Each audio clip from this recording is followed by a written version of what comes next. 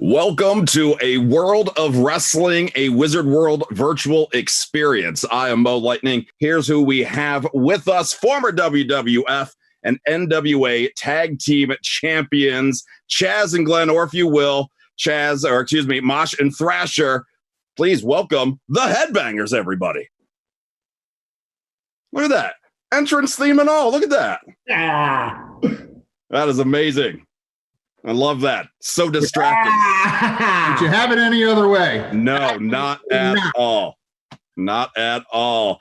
And we have a former two-time TNA World Tag Team Champion, former Big Brother star, Mr. Pectacular. Let's hear it for Jessie Godderz, everybody.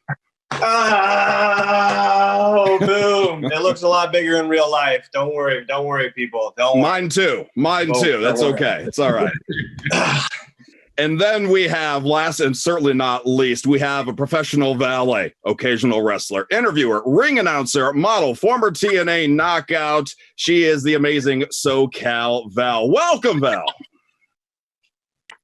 Hello. Thank you for having me, Mo. Good to see ya. Thanks for your time today, guys. How's everybody doing? Simply tremendous. Ooh, good answer. Well, I'm in sunny California, so I mean, it's always perfect here, obviously. So Clearly. It's boring, but it's part of my life. Rough life you lead, living in California there. And Val, you're in England right now? I am. SoCal Val actually makes no sense because I haven't been in SoCal in years, but I'm actually about a half hour north of London. So I'm across the pond, darling.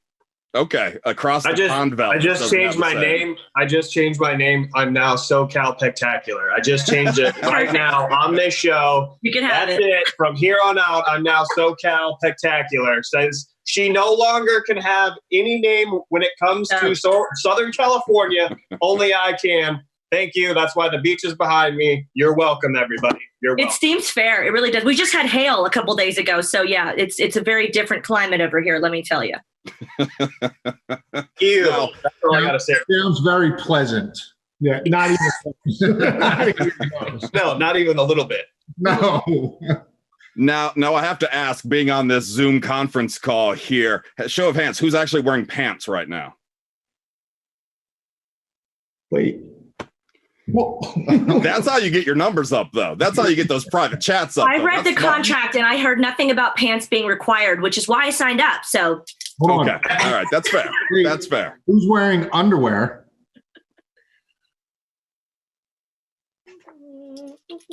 Again, we got a silent crowd here. We have a silent crowd, everybody. What a bunch of heathens. What a bunch of heathens right there. Let me actually start with you, Jessie. SoCal Pectacular. Have you been a victim like the rest of us normal folk? Have you been a victim with the quarantine 15? Have you? Well, coincidentally enough, in a life that I live, I wouldn't ever feel as though I'm a victim. So no, my life actually just went on as if it was a normal. Today's what, Monday, Tuesday, Wednesday. Regardless of what day it is, every day feels like a Saturday. And I kid, but I not kid, because in all sincerity, let's be honest, I live in Southern California and it's 70 degrees out. As soon as I wake up in the morning at 10 a.m. right before I go to bed, at 2 a.m., it's still 70 degrees. So it's just as perfect now as it was 4 months ago, 9 months ago when this all started. So no, I haven't skipped a beat, coincidentally enough. All my business endeavors are still on the up and up. Stock market is still going up. I'm happy. My neighbors are happy. So we're a happy community out here in Southern California. And again, that's coming from SoCal Pectacular. Bravo. Well said. And Mosh and Thrasher, where are you guys calling in from? Where are you guys at? South Florida, where it's about 85 degrees outside. About right 85. Now? Yeah, it's a little rainy. We're going through we got that tropical storm that's kicking through the Gulf. But other than that, again, just like SoCal Pectacular said, go outside every day, it's 80, 85 degrees. How can you complain and be unhappy? That's right. There's no hail over here at all. None. Yeah, I figured. What the hail? Not only that, but I think the virus actually dies at 88 degrees. Well, the virus, that and antibiotics. and hand wash. So wash. I don't think it can I heard wine helps. That's just what I've heard. And the burning in the bug. They're all duds. Headbangers and the one girl from TNA. I don't know her name. We got people trying to call in. We should mute our phone. Hi, iPhone. We'll get them in here soon enough. Whoopsie daisy. Although, Val, I will say you and I must have the worst of it. I'm calling in from Central Illinois, where it's in the 90s and boring. That's it's weird for me. I've lived in all hot states. I've lived in California, Texas, and Florida. And actually, I don't really like hot weather. I know, again, the SoCal name really should be bestowed upon Jessie Godderz. Let's be honest. But yeah, it literally was hailing just a couple days ago here in England. It'll have like 2 days of warm weather, and then all of a sudden it's just back to dreary London weather, just like you see in the movies. You know, it says you need everything you need for tomorrow. It says contains the Zoom. Well, as I had said in the intro, I host a podcast with Devon Dudley, and so of course I had to ask Devon if he had any questions or any embarrassing stories for anybody here. And I'm going to actually start with you, SoCal, because Val. We're going to start with you, ladies first. He wants. I don't know. I can't even answer to the name of SoCal now, can I? Because Jessie's SoCal. You can't. Yeah, you can't. Just wait until I post about it. People will forget about you. People will forget. No, you're going to be Northern London Val. Rolls right off the tongue, doesn't it? No low Val. Your low Val. Perfect. No Val. Perfect. We'll let you worry about that. We'll let you figure that out. But you are supposed to tell us what you drink in the hood. You know what? When you said Devon had questions, I literally thought this could go real weird. I know. This could go real weird. So long story short, very long story short, Devon used to be my road husband once in a while. We'd go on house show loops, untelevised events. We had to call them on camera, but I'll tell you, it's a house show is what we call them in the biz. And Devon would ride with me. We'd go to different shows. And one time we went to a very questionable neighborhood. Can I even tell this story? I mean, I hope so. And so we're going in these neighborhoods and people are like drinking out of the brown paper bag. And I was like, this is fun. What are they doing? And he's like, Val, get down. This is not a nice neighborhood, you know. And I said, well, maybe we should offer him a drink. What do these people drink? And he said, what do they drink? Redheaded white women. And that's Devon for you. I love him so much. I love him. He was a great road buddy for sure. Awesome. Any road stories from the Headbangers there? You guys make a stop on the road that was scary? Any stories with Devon? None that get me in trouble. Yeah. I have no stories I can say about Devon that won't get me in trouble. At least Plead the fifth. That's smart man. Smart man. And I do believe we got some of the tech issues worked out. Former ECW World Champion, TNA and Impact Wrestling star, the homicidal, suicidal, genocidal, death-defying maniac, Sabu, welcome. Hello. Can you hear me? How are you doing today, man? I'm okay. We don't have pants here also. Can you hear me?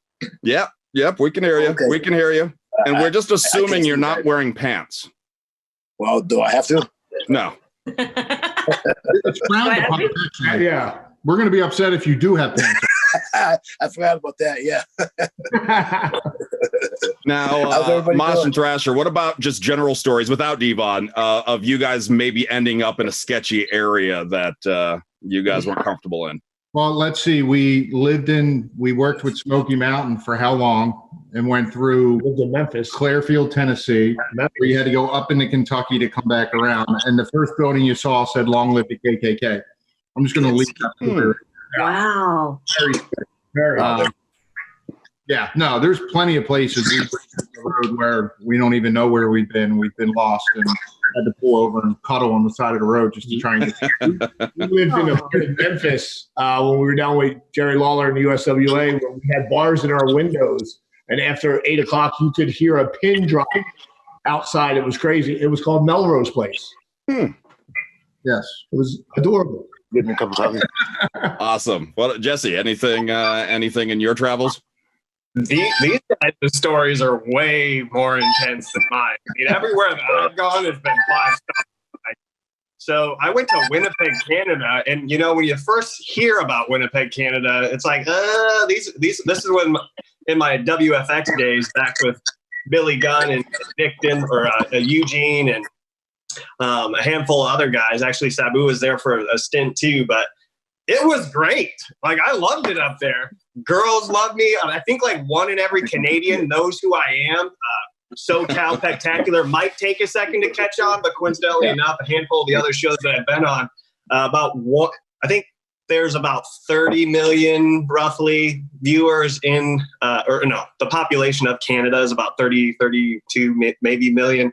I don't know. Regardless, the state of California has more of a population than the entire country of Canada, which I mean, it's fine. It's whatever at this point. But my point is, the viewership for shows that I've been on makes it so about one in every 30 people knows who I am. So coincidentally enough, when you go anywhere, people love you. So my stories are great. I wasn't sure where the story was going to go with Devon and SoCal Val. That was kind of scary. My heart actually is still like pounding a little bit because I was really kind of fearful of where that could go. So I'm glad everything worked out. I don't have the same kind of stories as everybody else. But of course not. I know. I apologize. But a privileged life I live. Was any of that here in English that just came out of your mouth? I have no idea what you're talking about. So, Sabu, same question for you. Where's the wildest place? Maybe you have an overnight stay somewhere between shows that you just didn't feel comfortable at. Well, yeah, there's one not too long ago when I was in Chicago. We ended up staying in the guy's gym, and it happened to be his gym and the arena and his hotel. All right. That was, it was Illinois. Was that for multi-purpose, multi-function there. We actually have our first fan question, and we'll start with the Headbangers on this one. Cohen Lee wants to know worst injury in the ring. Oh, well, that's you. So go ahead. We were working with Mark Henry and D'Lo Brown, and I went to duck one of Mark Henry's clotheslines. And big giant forearm clipped me on the top of the head, knocked me out, dislocated my knee joint, and I tore my ACL and meniscus all at once, and kept working for another 3 months. Wow. That was the worst one. Or when I was over in Japan and I dislocated both elbows at the same time. Wow. That's pretty. How do you do that? I did a frog splash off the top rope, and over there, Sabu, that they teach the Japanese guys to roll in towards the corner so the impact isn't as bad. So I went up, and I think I'm going to like really get this guy, and I jumped straight up, came straight down because he was right there in the corner, dislocated both elbows at the same time. Wow. That's just lucky. With my ass. Can I say ass on there? Yeah. Can I say fuck? You just did. Oh, yeah. So my worst injury was I got chopped and I got a bruise on my nipple. Oh, no. It's still swollen.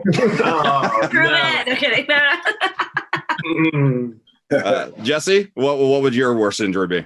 I was actually kicking Billy Gunn, and I was holding onto the top rope, and as I jumped in the air, I somehow gave myself a dislocated shoulder, so that was cute. So then rolled out, put it back in, but that's just because of obviously the theatrics and the flailing of it. So that was that's about the extent of it, other than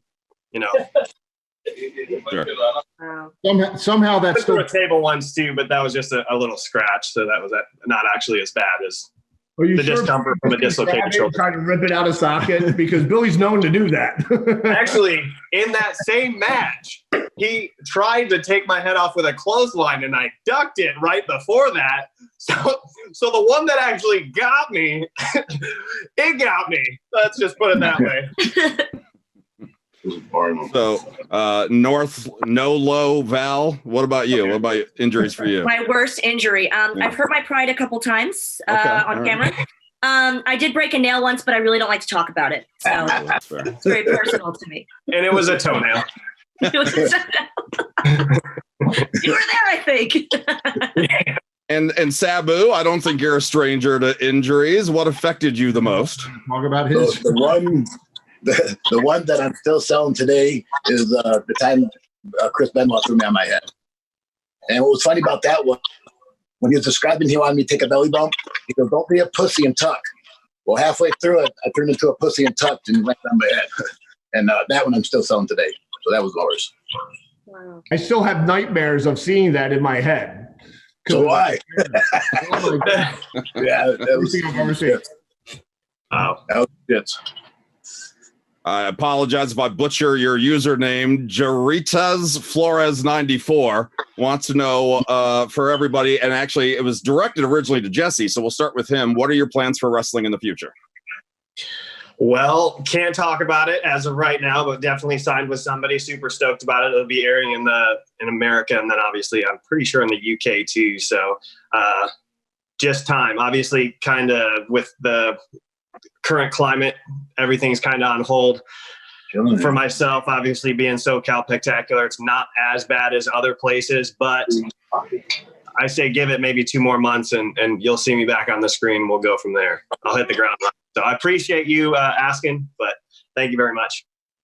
And the Headbangers, you guys are still going strong, right?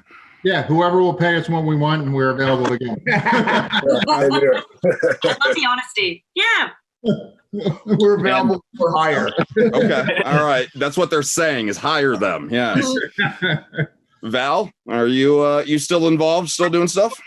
I am a bit. I mean, being in England, obviously, I get a lot of tweets that are like, oh, well, would you go to this company and that company? And I very much plan to stay in England for the foreseeable future. But there's still a lot of wrestling here. I do ring announcing once in a while. And I do more than anything, I do Comic Cons. And actually, Mo, I do a lot of what you do. I host a lot of the panels for Showmasters and for Monopoly events. I was just in Germany and Pakistan doing some shows. Wow. And it's really cool. But I like to stick to, obviously, the announcing side. And the most wrestling-related thing I have going on is GAW TV, which is Grown Ass Women with Mickey James and Lisa Marie Barrett. So that's wrestling-related because there's 3 of us from wrestling. And it's like not a wrestling show, but we're all from wrestling. So it's been fun to do that during lockdown. We're just on episode 4, so it's pretty new. Nice. And did I see that we were joined by Super Genie here? Yeah.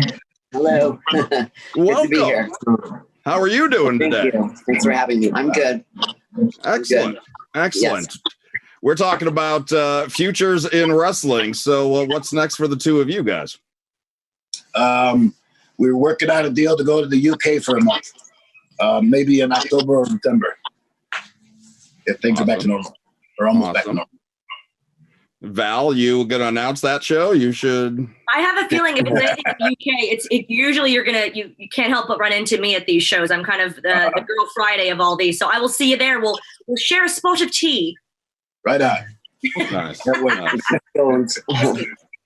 Now we're talking about how things changed. Of course, we all know about the pandemic. We know about all this stuff.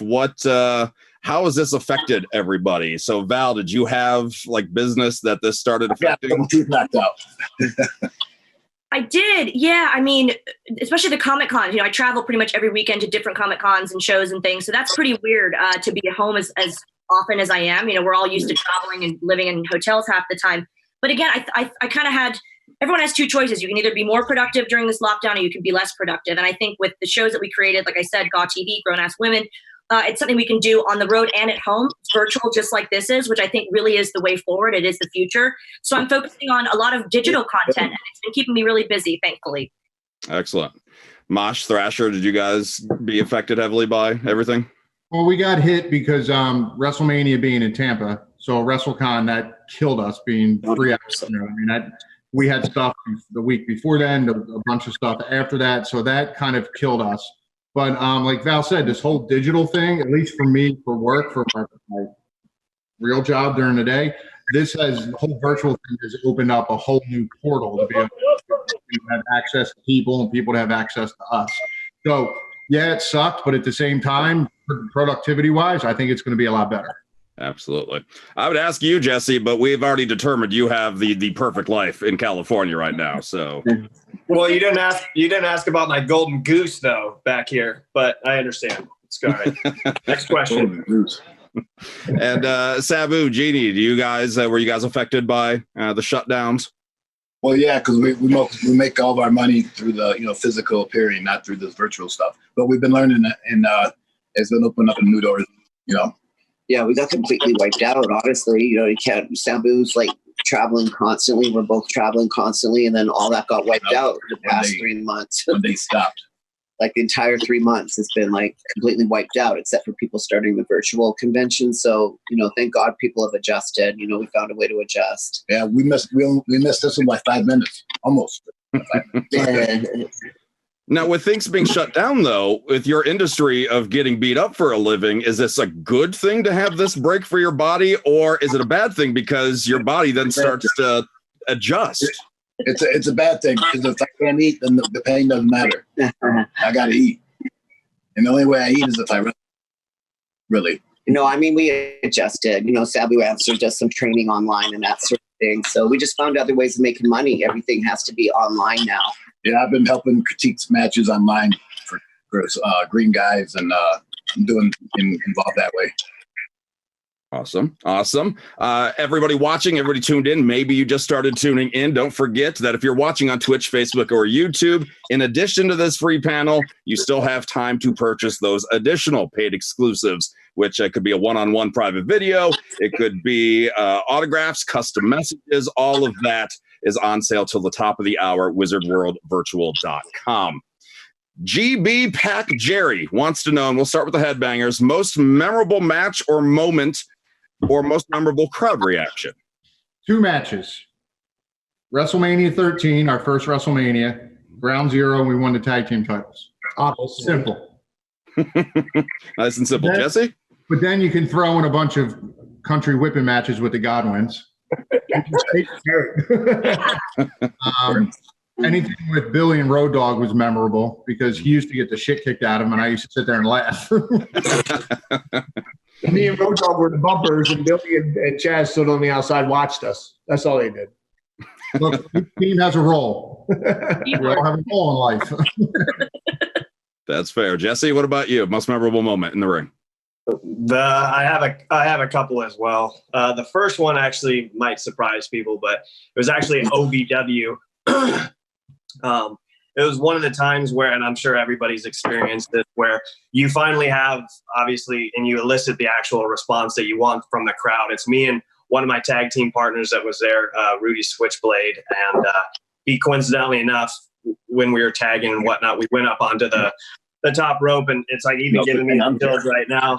But just the fact of being able to get the response that we wanted in a crowd of, again, the room inside of Danny Davis's OVW at the time there in Louisville, Kentucky. But I'll never forget it. And like just talking about it just gives me the chills. And then a handful of matches with my former tag team partner, Robbie E, when we went to Tokyo and won the tag titles, but also wrestling Drew McIntyre just because of the physicality in it.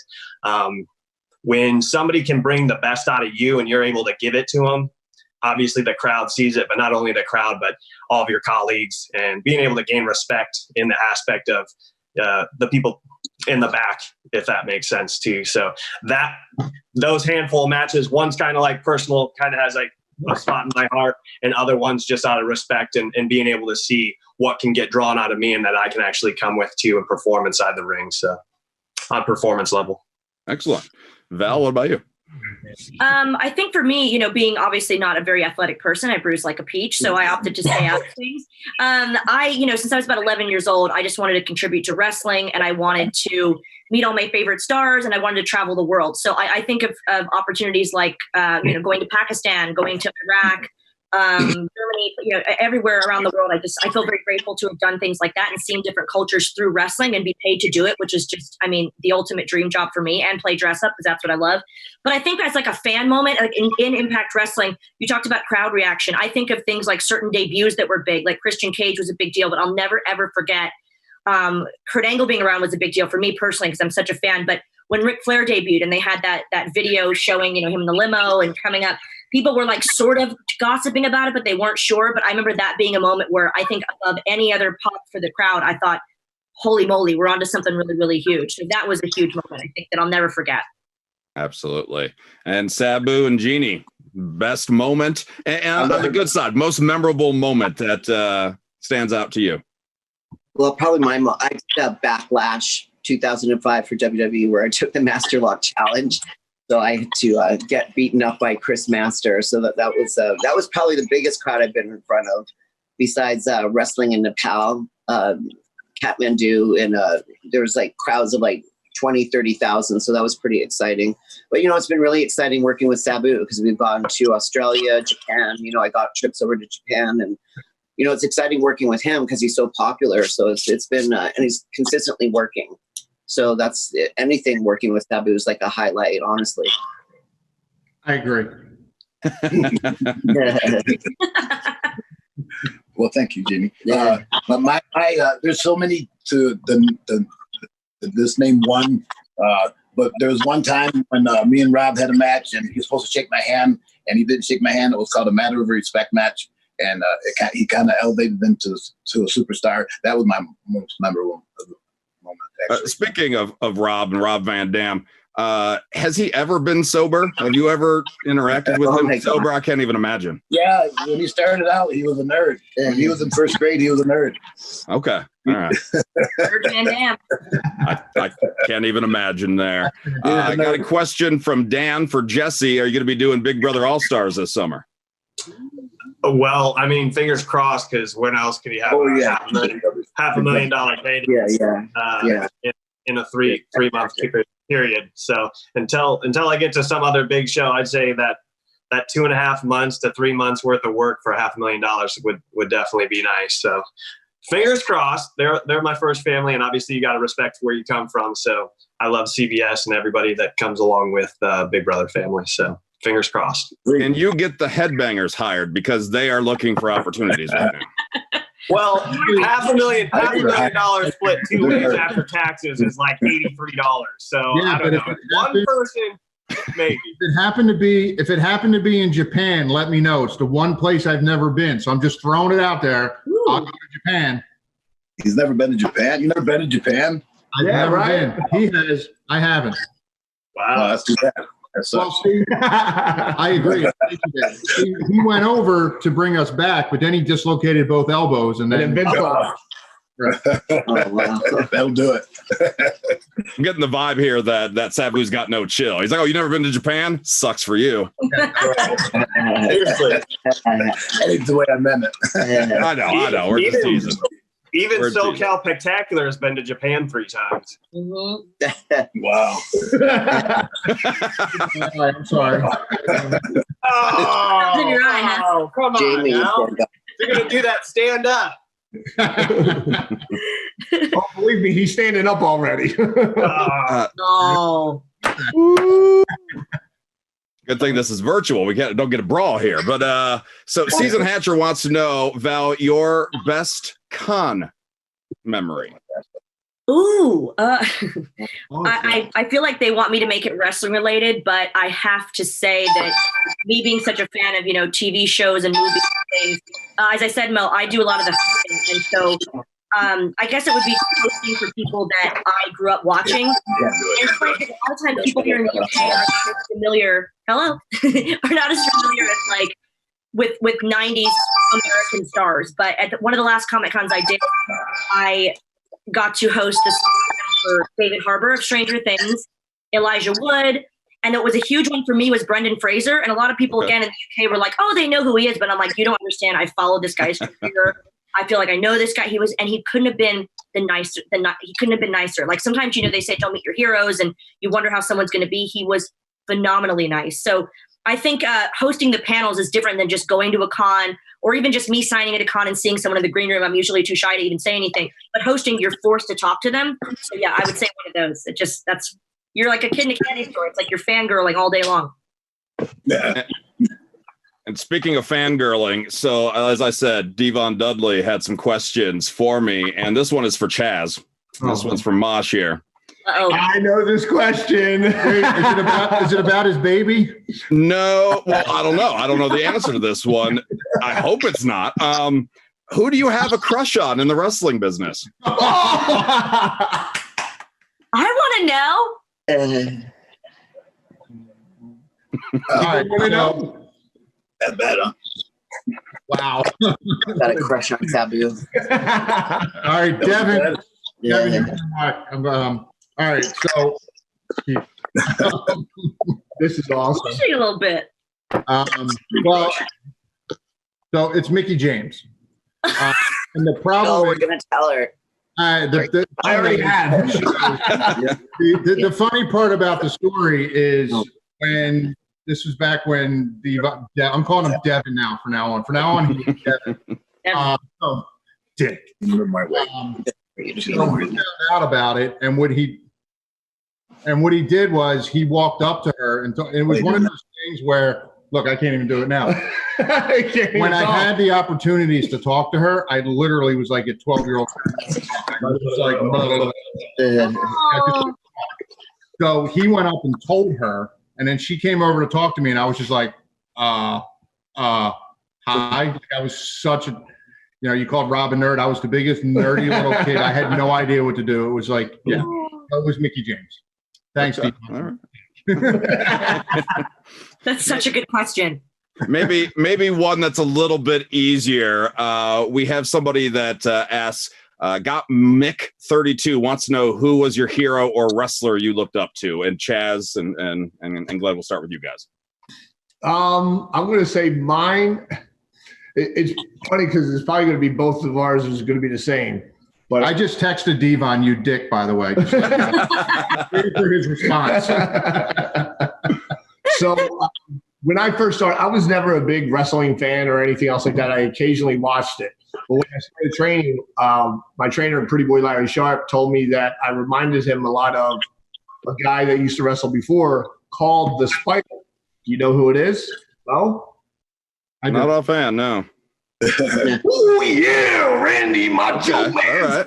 Savage. When he first started off, he was called the Spider when he was also playing minor league baseball for the yeah. So he said that I reminded him of him, and from that day forward, I looked up to him, and he's my all-time favorite. And when I first started, I'll try to keep this story short. Are you saying I was long-winded? No, I'm saying my story is going to be long. When I first started, Glenn knew that he was my all-time favorite. I was training 3 weeks when WWE was in town to do the Saturday morning Superstar Show challenge when the guys would just go and get the shit kicked out of them. So Glenn said to me, hey, they're in town. You're going to come and we're going to go. And I said, I don't know what I'm doing. They're not going to use you, but they'll see you. So don't worry about it. So we're standing in the hallway, and here comes Macho Man down the hall. You heard his voice. You couldn't see him because you had to turn the corner. So literally, it was one of those moments as he turned the corner, this one pushes me into Macho Man, and I almost knock him over. So I'm like, holy shit, are you kidding me? So later on, they roll the whiteboard out, and there's my name up on the thing, Chaz Ware versus Adam Bomb. And I'm like, oh, fuck. Like 3 weeks. I didn't know what I was doing. I knew how to bump. That's all I knew. So I'm getting ready. I'm pacing. I'm getting ready to go out. And who comes turning the corner? Macho Man. And he starts talking to me about the first time here. Haven't seen you before, blah, blah, blah. So he stops and he goes, kid, don't worry. I'm going to stand right here and I'm going to watch. And I was like, oh, my God. I got even more pressure now. Here's, my favorite person ever growing up.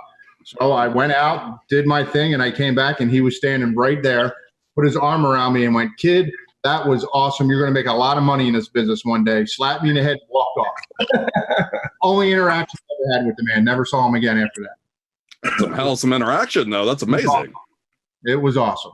That is great. Jesse, what about you? Who did you look up to, or who helped you out? You're welcome, Jesse. That was... I almost shed a tear. That was a good story. You can't. That's a good story. As a little kid, you watch cartoons and things of that nature. I just like the guys that were larger than life characters. Obviously, Hulk Hogan, Ultimate Warrior, guys like that, because you could just be breezing through the channel, and those were the guys that made you stop flipping through the channel and watch them because they were larger than life. The people that obviously impact me. Bubba and Devon, because I did go to Team 3D Academy down in Kissimmee, Florida. So I will give them kudos because obviously they stuck me into who I am today. So, as well as obviously Rip Rogers and Snow and the guys out of OVW, Nick Dinsmore, Rob Conway, people of that nature. But when it comes to what drew me to it, you would love to be a larger than life character in and of itself. and be able to play that role, but to actually see somebody and then to actually get the opportunity later on in life. Granted, everybody's path is different. I mean, I don't share the same story as one of the Headbangers, but it's just the fact that when I was in Golden State Venice, I did talk with Ric Flair, and he's like, if you're serious about this, granted, it was after I did the first season of Big Brother. He's like, if this is what you're serious about, all this schooling is FCW in Orlando, Florida. And that's where, in Tampa, Florida. And that's where I went because I took what he said to heart, and I obviously flew to Florida and started my career and went down that path. But everybody's path is different. There's more than one way to skin a cat. And he also had obviously an impact on the things that I tried to do. And then that's where I am today. So. Absolutely. Val, what about you? Ooh, when that question comes up, the first person I have to admit that was my personal Jesus, still sort of is Stephanie McMahon. So she, to me, was sort of the embodiment of someone who was, especially because she wasn't too much of a wrestler. I liked that she was more of a character, really good talker, was a strong female character, real boss babe, as we say nowadays. So I loved her. I modeled everything after my indie wrestling character and stuff after Stephanie McMahon. As far as, other people that I loved watching and growing up watching were, the Hardys, like Jessie said, Bubba and Devon, E&C. I grew up watching those TLC matches and I loved Kurt Angle. My favorite was the Triple H, Kurt Angle, Stephanie McMahon storyline. And then the fact that I later got to do a love triangle was pretty funny because that's what I loved about wrestling was the drama. But like Kurt Angle, for example, being in the same company as him and getting to talk to him, and he'd give really great advice. And he's one of those people that when he talks to you, he really talks to you like this, and is so intense and so genuine that I literally, he said a piece of advice one time and walked away, and I just started crying because he's just so, to me, was such a hero in so many ways. And he's such a good dude that you never think that you're going to meet your heroes and they're going to be really nice people, but I was pleasantly surprised. That's awesome. Awesome. Let me just chime in about Kurt. So Kurt was so humble when he first came to WWF back then. That's when Glenn was out hurt, and they brought me to TV specifically to work with him and do dark matches with him.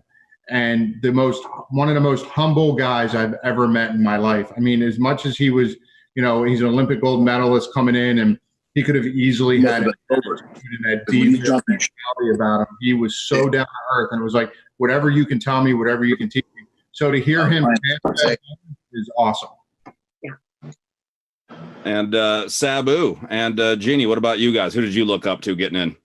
I actually, I liked Hulk Hogan too, and Ultimate Warrior. But of course, my beginnings more were in bodybuilding, right? So when I was a kid watching wrestling, Hogan did the whole bodybuilding thing too, the whole Venice Beach and, all that kind of fitness thing. And the Ultimate Warrior looked amazing too. So yeah, those are the main people I looked up to. And I, met Hogan down the line when I was doing work for WWE, and he was a super sweet guy. He was really nice. He hadn't gone through a lot of the disasters that he'd gone through in the past years, but he was a super nice guy, cool guy, and the things he represented on television were all really positive things. He didn't mean it. Yeah, like the vitamins and working out and God and stuff, and your parents, he just seemed like a really positive person.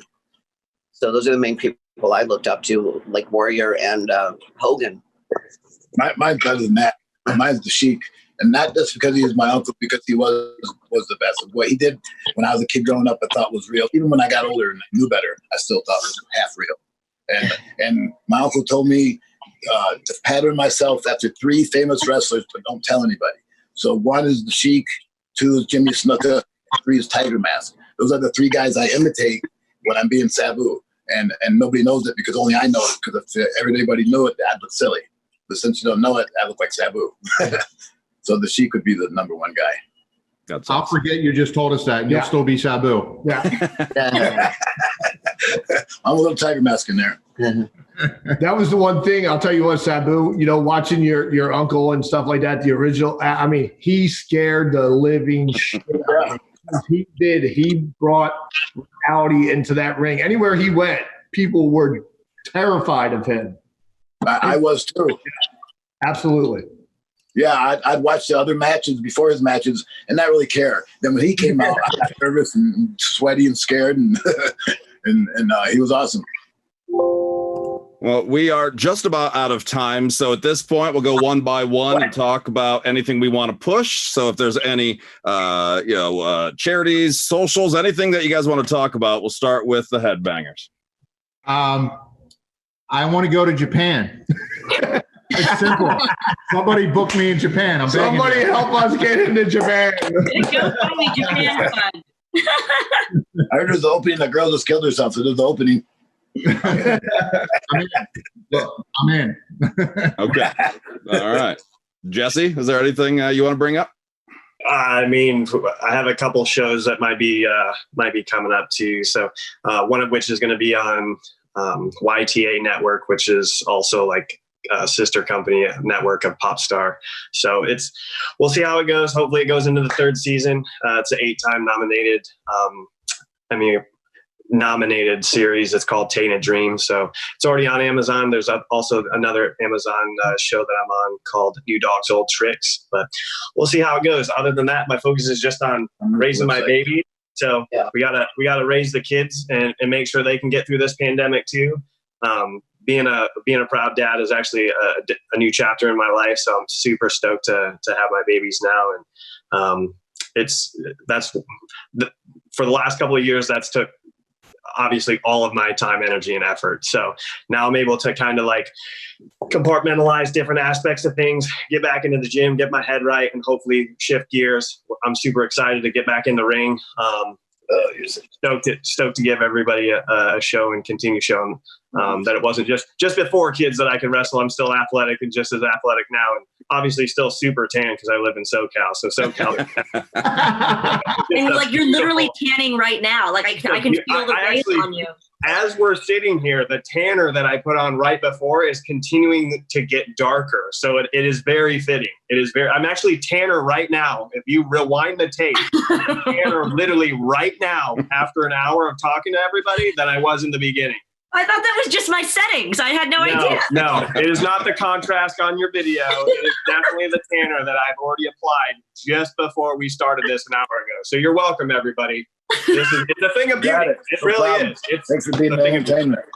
Yeah, thank you. Thank you so much. Former SoCal Val, what about you? Yes. Well, again, congrats to Jessie. It's so amazing that we're, so many of us that we grew up in companies with, they're now having babies and getting married and, moving on to different phases of their life, but we're all still with the business that we love, with wrestling. I have a lot of projects going on, especially being around London and being around Fashion Week and things. My other passion other than wrestling has always been fashion and that sort of genre. So I'm doing a lot in that. But with this particular crowd that must be watching, they're wrestling fans. And I know that they will love the weekly series, Grown Ass Women, that I'm doing with Mickie James. There's a few people in here that might like the Mickie James connotation. They're just not gonna name names. They're not gonna point fingers. Just this guy. But yeah, Mickie James and Lisa Marie Farron and I. Every single Wednesday at 5 p.m. Eastern, we have a show called Grown Ass Women. It's a variety show. The cool dynamic is that we're all in different phases of our life. Some of us are still in wrestling. Some of us are retired. Some of us are kind of branching out. It's just a lot of fun. And honestly, right now, Mo, as you know, this is a crazy time. So it's just sort of like to have an escape, nice to have to watch and giggle at and not take too seriously. And that's why the show's so much fun. So every Wednesday, you guys can find us on GawTV.com. Hope to see you there. We're in the live chats every week. So we hope to see everybody there. What's the link again now?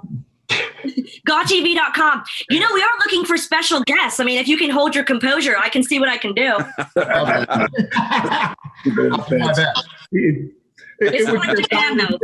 It would be a silent show. And then finally, Sabu and Super Genie. Anything that you guys want to push? Any socials? Oh, look at that. No, not really. No. I wrote a book, sort of. I said that somebody may actually did the ring, and there it is. Excellent. But, so we're just doing more conventions. What's on the 13th? We're doing some kind of convention on June 13th. I forgot the name of it. But yeah, I mean his Twitter is at the real Sabu ECW. So we promote. We'll have everything posted on there for what he's doing, and it's just it's a lot of online stuff right now. It's what we're doing. Yeah, a lot of online stuff at the moment. But I handle a lot of his merchandise. He got his T-shirts, his new book. Everybody's been loving this book, so that's awesome. And we're just waiting to get back on the road. We're all kind of grounded for now. And thank you for having us. Absolutely. Again, IMO Lightning Table Talk is new every single Wednesday. That's with the troublemaking Devon Dudley. Thank you so much again, guys, for your time today. Let's hear it for the Headbangers. Let's hear it for SoCal Val. Let's hear it for SoCal Spectacular, Jessie Godderz, and of course, Sabu and Super Genie. Thank you so much for tuning in. WizardWorldVirtual.com and WizardVault.com. We'll see you soon. Hey, this is Alex Malari Jr., and you are watching Fandom Spotlight. Be sure to hit that like button, share, and subscribe. Your Emperor commands it. Thanks for watching.